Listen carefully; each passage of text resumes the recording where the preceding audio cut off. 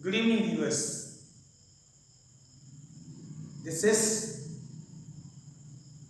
chapter number 1, video number 3 of microeconomics.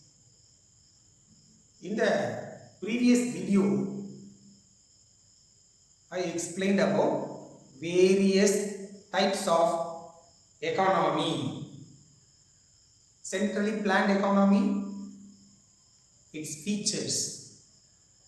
Market economy or free economy and its features, and mixed economy. So this is what we discussed in the previous video. In this video, I am going to explain to you various central problems of an economy. I already discussed in the first video, introduction part. Every economy faces problems. That is the universal problem. Every country, every economy faces various central problems. What type of problems the economy of every country in the world faces? Mainly three types of problems. Number one, what to produce. Number two, how to produce. And number three, for whom to produce. Right? And in the previous video, I had explained why these problems arises. Right? I have discussed 4 main reasons due to which these problems arise in an economy. Right? If you recollect what I had taught, you will come to know that reason number 1, human wants are unlimited. Number 2, resources are limited. We call it as scarcity of resources. Number 3, alternative uses of every resource. And number 4, urgency of human wants. In that point I told you all human wants are not equally important. Right? Now because of those reasons, these 3 types of problems arise in the economy of every country in the world. Whether the country is America or whether the country is a small Sri Lanka. Every country faces these 3 problems. Now let's discuss in detail one by one the problems every economy faces. Okay, let's begin with what to produce. This is one of the major central problem the economy of every country face in the world. What to produce? What is the meaning of what to produce? What type of goods are to be produced in an economy by using the available resources? I already discussed earlier in the video, what do we need for producing a commodity, whether it is a good or service? We need various resources. Resources here refers to factors of production: land, labor, capital and entrepreneurship. Right? By using these various factors of production available in an economy, the economy has to decide what type of goods are to be produced and in what quantity. Right? Why this decision is to be made? Because this problem is related to making decisions about 2 things: the type of goods the economy wants to produce and in what quantities. Now let's discuss about type of goods. Why economy has to make a decision about what type of goods are to be produced? Because goods are classified into many types. Some goods are called the basic essentials of life, without which we cannot live. They are called essentials or basic necessities of life. Some goods are called comforts and some other goods are called luxuries. So the economy has to decide whether the economy wants to produce only the essential goods or comfort goods or luxuries or all three in some proportion. That decision is to be made. Another way of classification of goods. Some goods are called consumer goods and some goods are called capital goods. Consumer goods, the goods which are made for final consumption. The goods which are made for final consumption by consumer. Those goods are called consumer goods. For example, you go to the market, okay? You go to the market, okay? You buy some pulses, you buy vegetables, come home, cook and eat it. So what did you buy from the market? They all are consumer goods. And some goods are called capital goods like machines. What are capital goods? Capital goods are the goods which are produced by one firm which is used in a business for making other goods. For example, right? You have a factory, you manufacture cement. I have a factory. What do I manufacture? I manufacture the machine. Which machine? The machine that is required, that is needed by you in your factory for making another good called cement. So what you are making? Cement. What I am making a machine which you buy and use for making another good. So what type of goods I make? I make capital goods. So the economy has to make a decision whether the economy has to make only consumer goods or only capital goods or both in some proportion or ratio. Because consumer goods, if an economy makes only consumer goods, what will happen? It will raise the standard of living of the people. If only capital goods are made, the capital goods are very essential, very necessary for growth of economy. Therefore, the economy has to make a decision about whether it wants to manufacture consumer goods or capital goods or both in some ratio. There is another way of classification of goods. Some goods are called peacetime goods, some goods are called wartime goods. Peacetime goods. You go and buy butter, bread, jam, egg, come home, make your meal ready, you have it.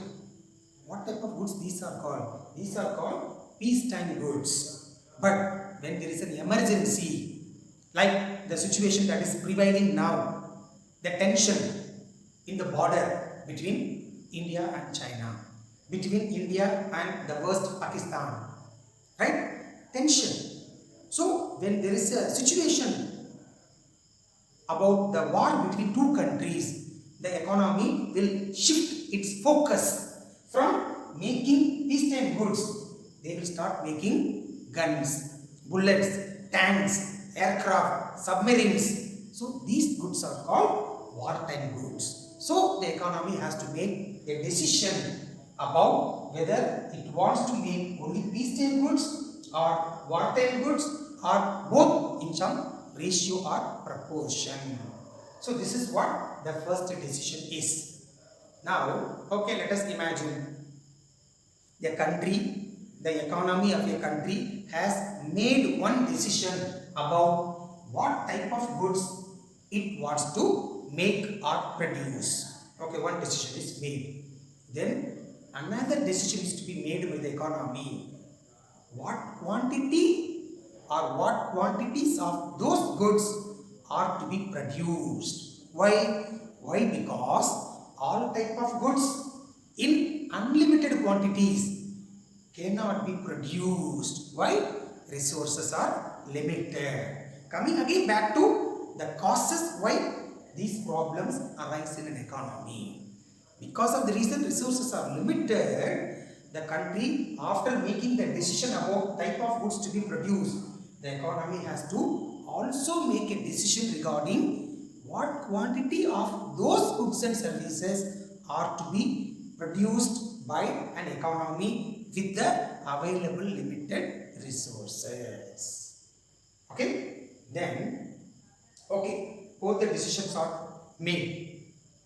This is what we got to discuss about what to produce. But the type of goods to be manufactured depends upon, varies or differs from country to country. It differs from economy to another economy. Why? I already taught you that there are 3 types of economy. Centrally planned, market or free, mixed. Imagine we live in a country in which centrally planned economy is followed. What is the aim of the centrally planned economy? I had explained in the previous video, social welfare. The welfare of the people is the main objective of centrally planned economy. In that economy, the type of goods to be produced will be different. Because what type of goods they will make? They will make only those type of goods and services which will benefit its people or citizens, because the aim is social welfare. But at the same time, when you talk about the economy of another country which follows market economy or free economy, then what type of goods and services will be produced by that country in that economy? Because again, I had explained in the previous video that the aim of the market economy is profit maximization. Profit maximization. So in that country, the producers, what type of goods and services only they will produce? They will not produce all type of goods and services which will benefit the people. That type of goods they will not make. They will produce only those goods and services which give them maximum profit. So it varies from economy to another economy. Central problem number 2. How to produce? This problem is related to making decisions about the technology or method used in the production of goods and services. So this problem deals with the technique or the method or the technology used in the production of goods. Basically, when we talk about technology used in the method of producing a commodity, basically there are 2 types of technology. Number 1, labor intensive technology. Number 2, capital intensive technology. Labor intensive technology. What does it mean? The technology, right? The technology or the method used in the production of a commodity in which labor contributes the maximum in the production of that particular commodity. That means the involvement, the contribution of machine is almost nil or very minimum in making that type of commodity. So, in the production of a commodity, if more labor is used in the production, that technology used is called labor intensive technology. For example, you talk about manufacturing of bricks. You know, bricks is a commodity which is used in the construction of a building. Have you ever visited any bricklin industry? What is bricklin? Bricklin is the name of the industry or factory where bricks are made. If you look at the method that is used in making the bricks, most of the work is done by labor, not machines. The contribution of labor is maximum. The contribution of machine is almost nil or minimum. that technology is called labor intensive technology. Whereas capital intensive technology, it is a method or technology used in making a commodity in which the maximum contribution is by machines. The contribution of labor is very minimum. For example, manufacturing of a luxury car, manufacturing of aircraft, manufacturing of fighter jets like Rafale, which is made in France.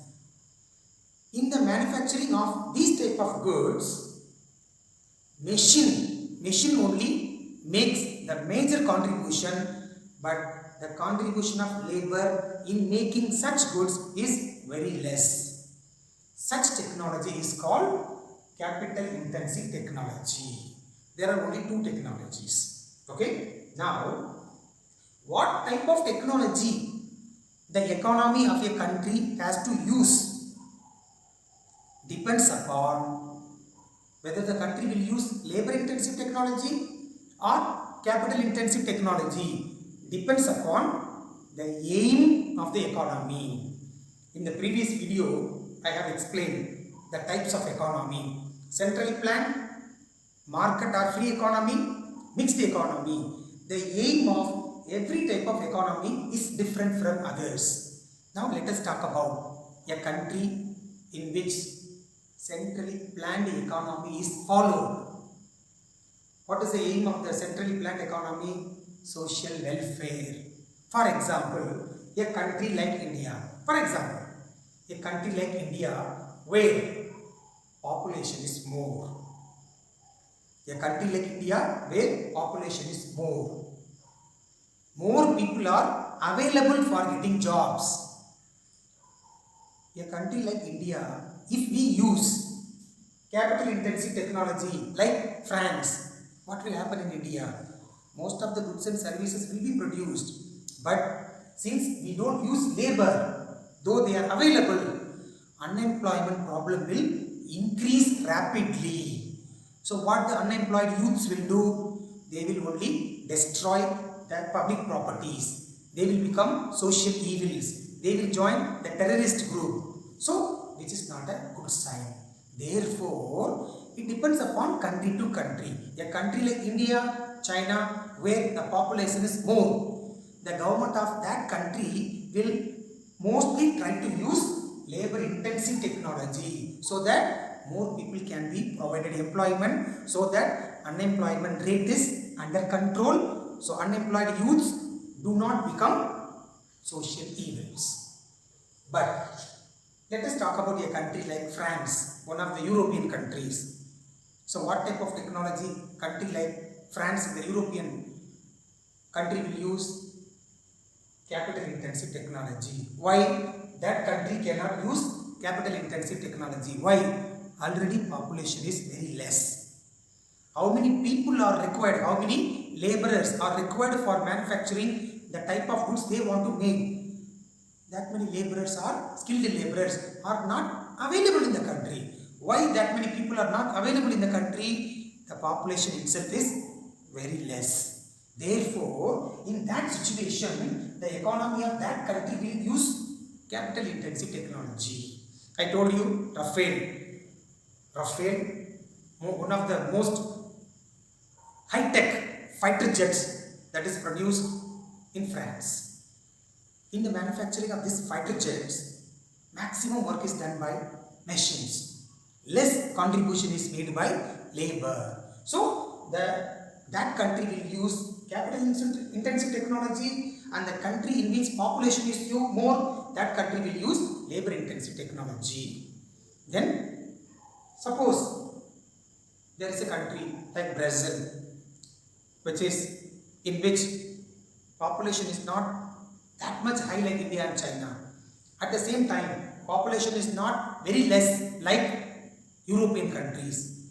So what type of technology they will use? They will use both. They will try to maintain the balance. In manufacturing of some goods, they will use labor intensive. In manufacturing of some goods, they will use machines. So this is what we need to must understand about this central problem of an economy. The third central problem an economy face: for whom to produce. This particular central problem is related to decisions about distribution of goods and distribution of income. The word distribution, there are two types of distribution that we are going to discuss now. One is distribution of goods, which we have already produced. Another distribution is there, that is only more important: distribution of income. So let me explain both the distribution in detail. Now let's talk about distribution of the goods. Which goods? The goods we have already produced.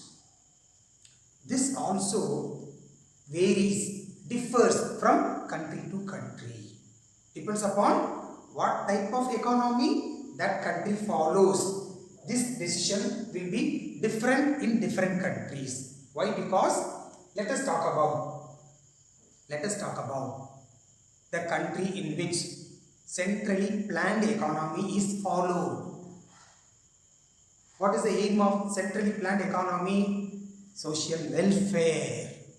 Therefore, in that country, when decision is to be made, to whom the goods produced must be distributed or sold. What type of decision the country will make? The aim is social welfare. So, the goods will be distributed almost equally among all the people of the country. Because profit is not the aim. The aim of the economy is to ensure social welfare. So, their goods will be equally distributed among its population. But at the same time, when you talk about a country in which market economy or free economy is followed, what is the aim of market economy? Maximization of profit. Therefore, in that country, whatever the goods which were already produced will not be sold to all, will not be distributed among all its population. Then to whom the goods will be sold? The goods will be sold only to those people who have purchasing power. Purchasing power, the ability to buy. Whoever is having the purchasing power, only to those people the goods will be sold. Why? Because it is that economy is dominated by private producers. Right? Their aim is maximization of profit. So they will not sell goods to all the people of the country. They will sell the goods only to those people who have ability to buy. What is the other name of ability to buy? Purchasing power. This is one type of distribution. There is another distribution. What is that distribution? Distribution of income. What is the meaning of distribution of income? Students, you will not understand unless and otherwise I explain this with an example. With example, you pick up fast, you understand fast, and you remember for long.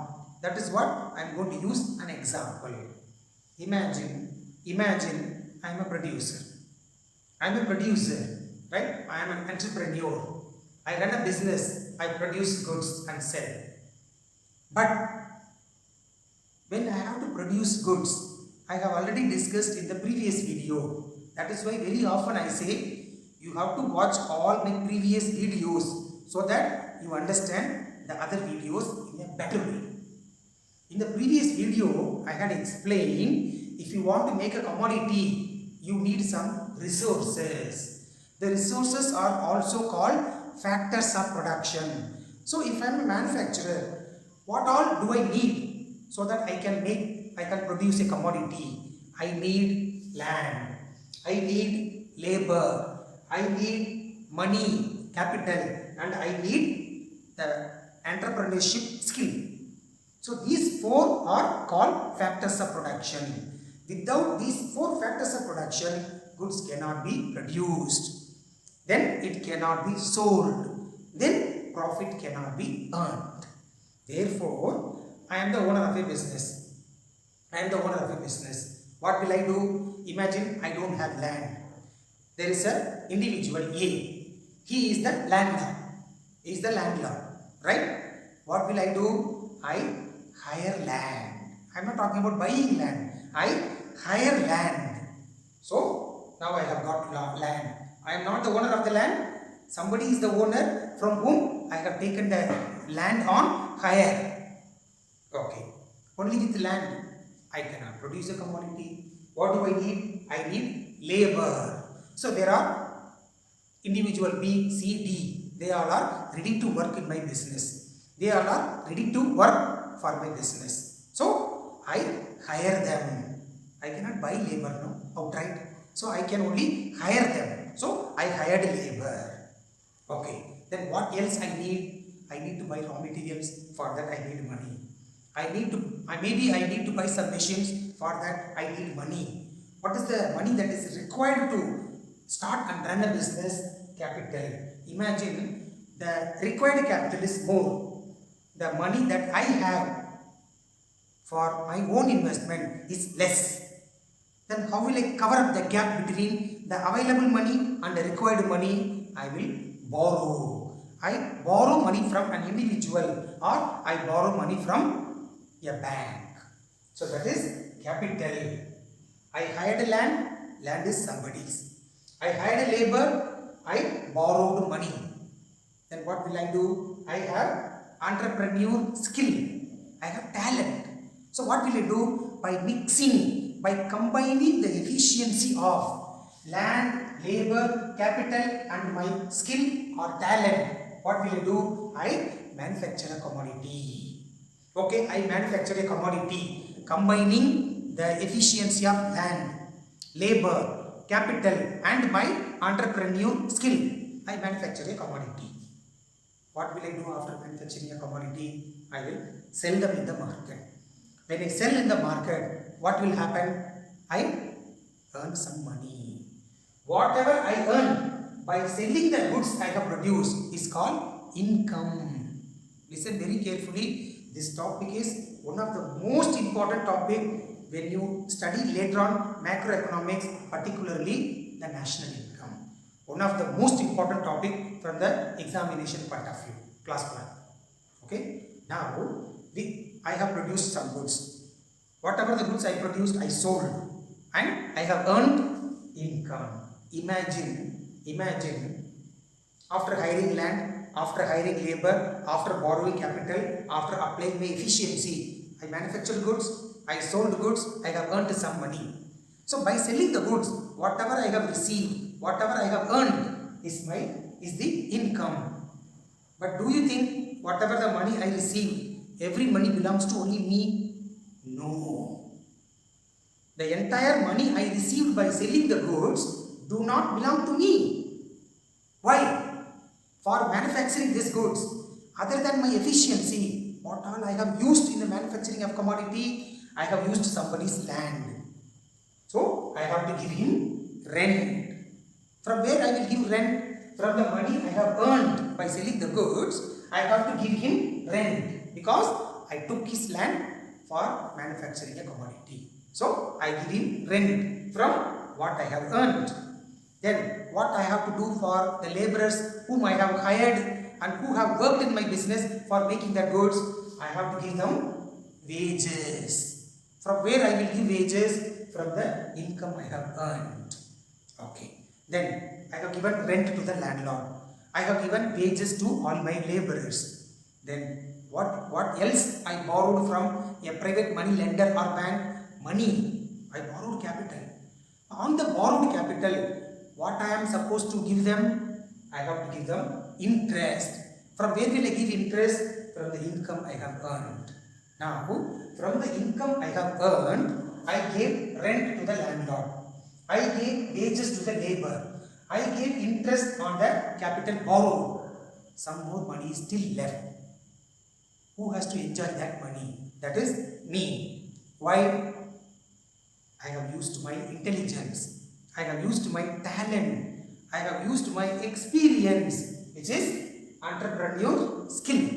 So what is the reward I get for whatever the efficiency I have used in making the goods, I will get my own reward.